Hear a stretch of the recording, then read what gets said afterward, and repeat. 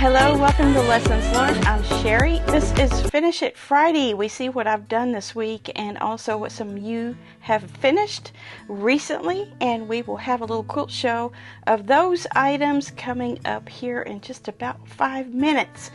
I say 5 minutes because I probably won't need more than that to tell you what I did.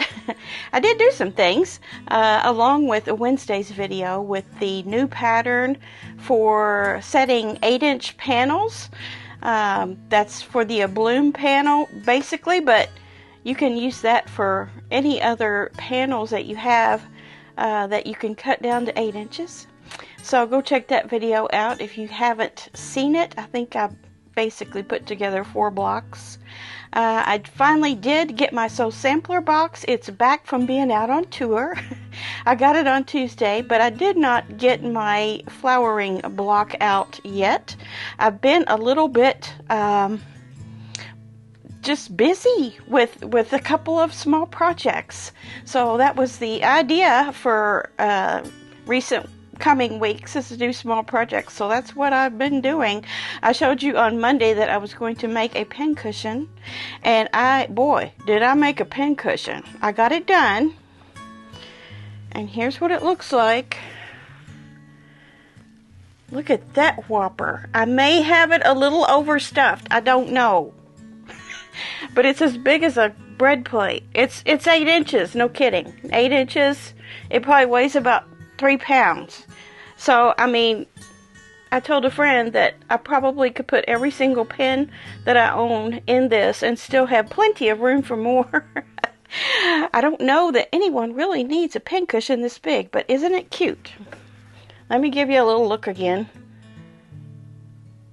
And of course, this was the biggest part of it. I had to do the English paper piecing to get that. They called this a panel once you got it all done. Then you set it on a 10-inch square, and then you made a side for it, which is kind of gathered, and then a bottom for it. And you just kind of overlapped a couple of half-moon sections and then stitched it together right here. So I stitched it really good because this has those crushed walnut shells in it, and they get everywhere. So far so good. Nothing is falling out. So I did that project. I don't know how long I had that pattern, probably 3 or 4 years, and I finally got it done. So I have that. Then I also got out an old project that I never finished, and this was a project class from the very first Sew Yeah retreat. Were any of you there with me? And we made this little project bag. Well, the only thing I got done was my quilting and my applique, and I didn't get anything else done. And I've had this in a bag for a long time, but I didn't have any instructions that went with it. So that's why I just kind of kept pushing it to the side. So I looked up a video on how to do a project bag, and I just did it. Now I had cut, and this might be another reason why I didn't finish it while I was there. I had cut this section too small for what they were telling me to make it. And I did have to add a little piece of fabric up here, which is, it's not quilted, but who cares? It looks fine. And there we go. So I got that little project bag done, and I'll be using that. I'll also put a little, one of these little doodads on it that we got recently in a Sew Sampler box. So there's that. Those are the 2 things I finished, plus the Wednesday video. I am in process of working on a bag. Hold on, let me get the pattern of that. It was right here. I was looking all over. So this also came in a Sew Sampler bag with some pretty Heather Briggs fabric, which I don't know what I did with that fabric. Either way, I wanted to use some scraps for this instead of opening a new bundle of fabric. So I made this little, it's one of those June Taylor things where you follow the lines, and either you cut on the lines or you sew on the lines. And so I got, let me get my progress on that. I'm using my bloom stuff that I have left over, and so I have two pieces like this I have to make. I'm in the middle of making the other piece. So that's a third small project that I've started just this week. So I'll finish this over the weekend and maybe get something else out. I don't know. I'd really like to get back to doing some long arming. We've had so much threat of storms this past week that I just didn't load anything on. Storms can pop up these days. I'm not sure what's going on with the storm systems. Maybe it's just that you notice it more when it's a real factor. You know, if you could blow up your long arm machine, you know, that might be a little bit dramatic to say blow up, but you know what I mean. If you have some sort of power surge or lightning strike or something like that, you've ruined a pretty expensive piece of equipment. So I'm not going to risk that. Yeah, I think it's supposed to be kind of cleared up this weekend. It's already starting to get a little bit less humid, and that just began like this afternoon. There's this cold front that came through, and so it is breezy and a little bit less humid. So a little bit of relief for today anyway. It's supposed to last for a little while. So I might get something on the long arm this weekend. We'll see. So let's get into your finishes for this week. I have a list of them for you. I have 11 this week. We have one that had a special guest in it, so I went ahead and squeezed that one in too. So we have 11 this week. Let's get started. First up, we have Colleen, and she says, "See what you started." 21 mug rugs later, I am done for now. What fun I had sewing these.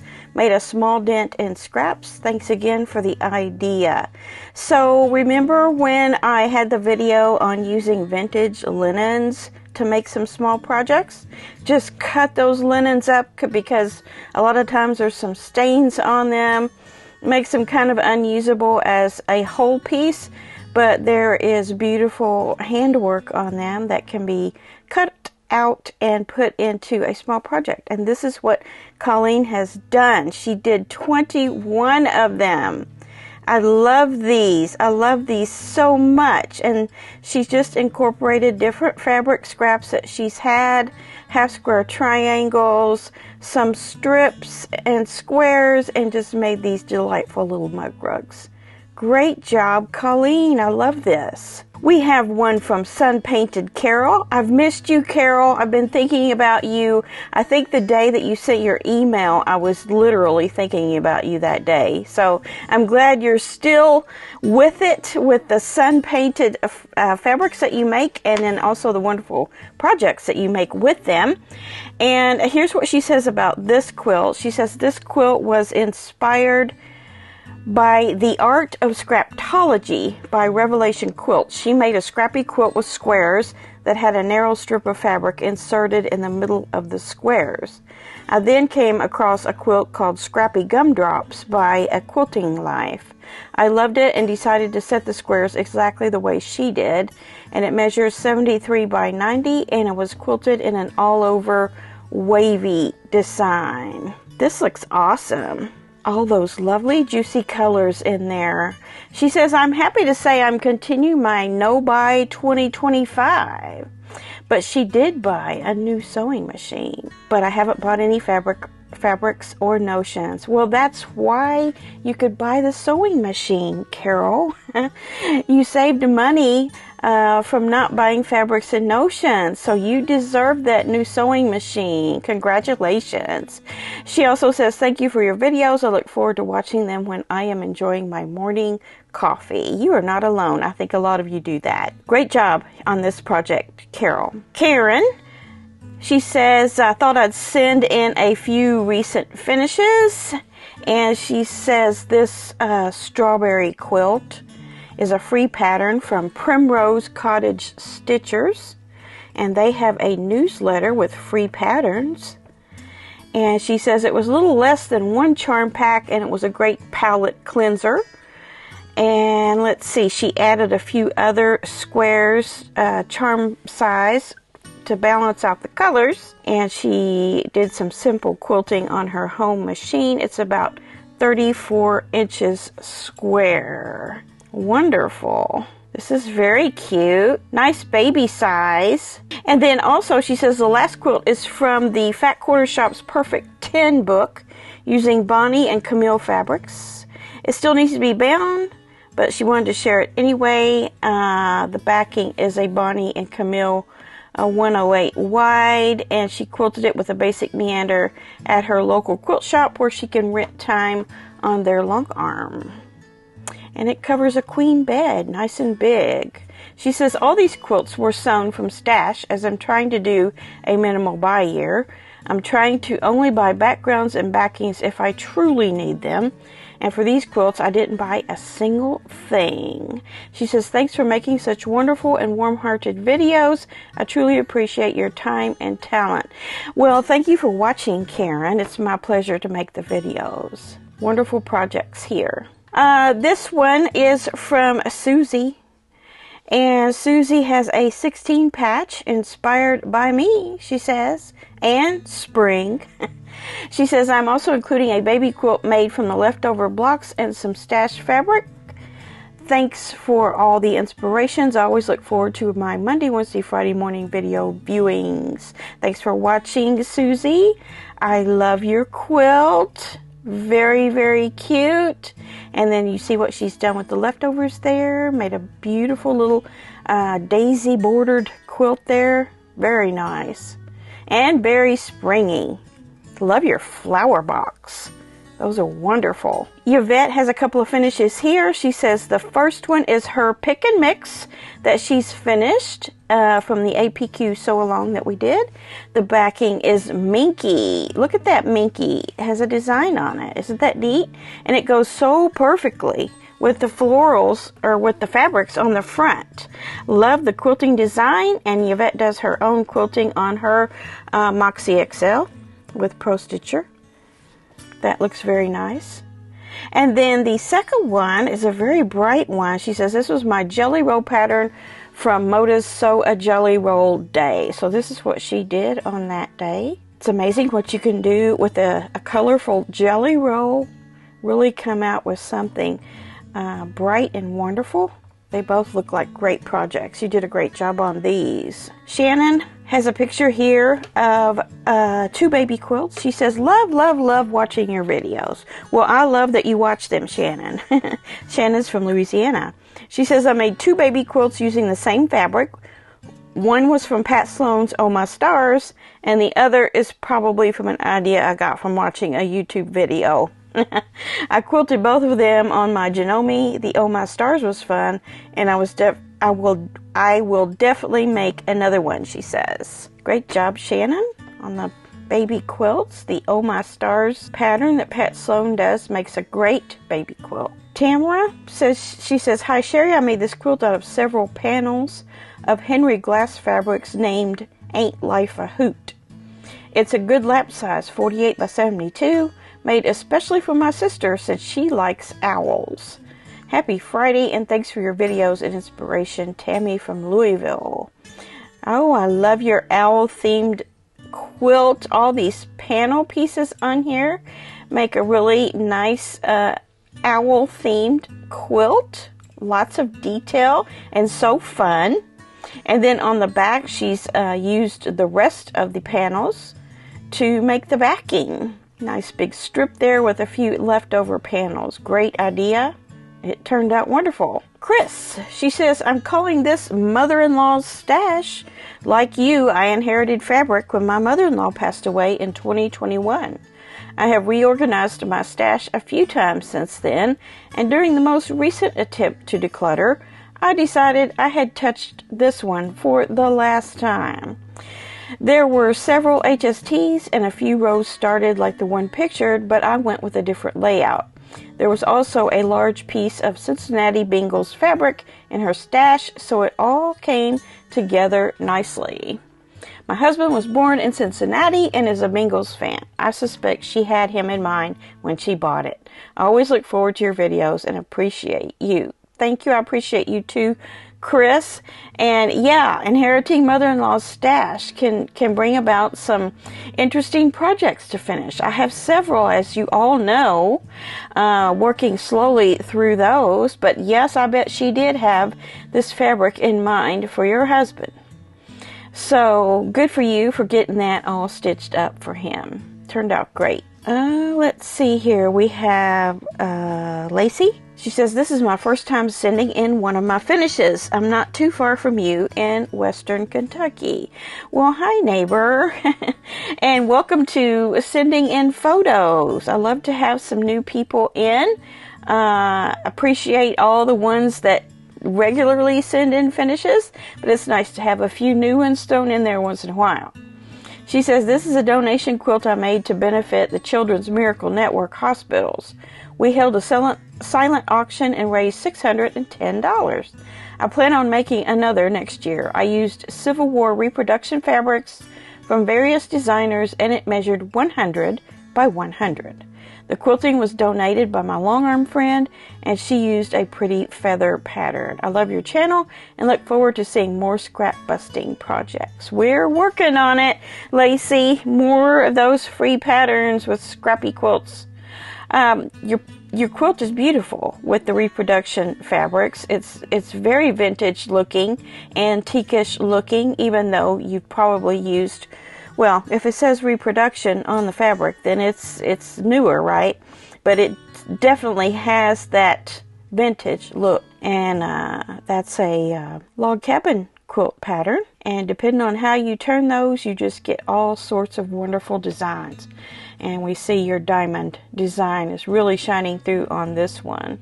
And great for raising money towards this network. What is it? The Children's Miracle Network hospitals. That's awesome that you were able to use this quilt to boost their funds. Very nice. Shirley, she says, this is my most recent finish, and she had trouble with the binding. She says it was a 3-yard quilt kit, but I did not think the third fabric looked good, so I purchased more of the gray and teal, and I do love how it came out. The light fabric has a tiny little gray colored butterfly on it, and my Longarmer had this butterfly quilt pattern that I chose, and I asked for teal thread. The backing is a teal cuddle. It was wonderful to get back at the sewing machine after a few weeks of being away from it to be with my sick hubby. Keep up the amazing videos. I love my Monday, Wednesday, and Friday mornings with you. Well, I hope your husband is doing better. And yes, it is nice to have you back sewing with us. And your 3-yard quilt turned out great. And yeah, if you don't want to use that third fabric, just make some adjustments. It's your quilt. But this one made a nice little quilt. Vicki is our last one here for this week. This is her 14-year-old grandson who is visiting for a few weeks. And she said we had a special craft project for the visit. And he made this Cayano type print on cotton or sun painting using clippings from my garden for the design. That's interesting. I then quilted it, and it will be a gift to his mom for her wall. He is very proud of how it turned out. He will be with me through next weekend, so we will be watching your podcast, hopefully for a feature. So I hope you guys are watching. Hello, Vicki and Victor from Pennsylvania. You did an awesome job on your sun painting here. This just turned out great. I would be proud to have that on my wall. So good job. I hope you enjoyed that, and I hope this is the first of many sun painted projects that you do, Vicki and Victor. All right, more great projects, more inspiration, lots of great things there. Gives us ideas, and well, it gives us motivation, doesn't it? Just to keep working on what we're working on, the things that we've got going on that we love. Next week starts our sew along on Wednesday, I think. So be looking into that. The Craftsy link is still up there. If you want to get that membership just to get your patterns downloaded, be thinking about that. I will have an introductory type video for Wednesday. So there will be a little bit of time but you don't want to tarry too much longer on getting those patterns. All right, well, get busy. Let's keep things moving, and we'll be back here on Monday for Monday Quilt Chat. I'll see you then. Bye.